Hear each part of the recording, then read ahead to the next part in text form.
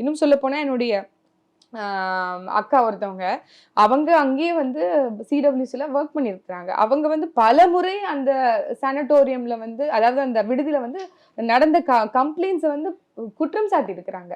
அவங்க வெளிப்படையாக பல இடங்கள்ல வந்து மனுக்களை கொடுத்து இந்த மாதிரி தவறுகள் நடக்குது, அங்க போதுமான ஸ்டாஃப்ஸ் கொடுங்க, இந்த மாதிரி பிள்ளைங்களை நீங்க வந்து தவறாக பயன்படுத்துறீங்க, அங்க குக் பண்ண வைக்கிறீங்க, கழுவ வைக்கிறீங்க, துடைக்க வைக்கிறீங்க அப்படின்னு பல பிரச்சனைகளை அவங்க வந்து விட்னஸ் பண்ணிருக்காங்க, நேரடியா பார்த்திருக்காங்க. எப்போ 5 ஆண்டுகளுக்கு முன்பே.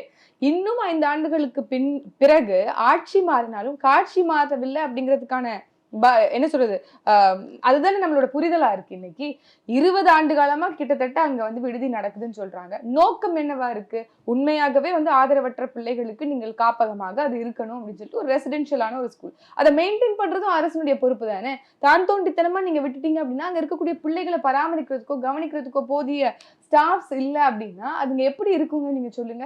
அப்ப அரசினுடைய கவன குறைபாடுனால எவ்வளவு பெரிய சிக்கல்கள், அந்த குழந்தைக்கு கால் ரெண்டும் உடையிற அளவுக்கு, அவங்க வந்து பாதிப்படைகிற அளவுக்கு, சின்ன பொண்ணுக்கு பேரண்ட்ஸ் இல்லைனாலும் கார்டியன் இல்லைனாலும் அரசு எப்படி வேணாலும் நடத்திக்கிறோமா? ஏதோ ஒரு மூலையில ஒரு ஏழை மாணவி வந்து படிக்கிறா அப்படின்னு பெருமை பீற்றிக் கொள்ளக்கூடிய அரசு இந்த மாதிரி பிரச்சனைகளுக்கும் காரணம் அரசாகத்தானே இருக்கு. அதற்கு தார்மீக ரீதியாக பொறுப்பு ஏற்றுக்குமா இந்த அரசு?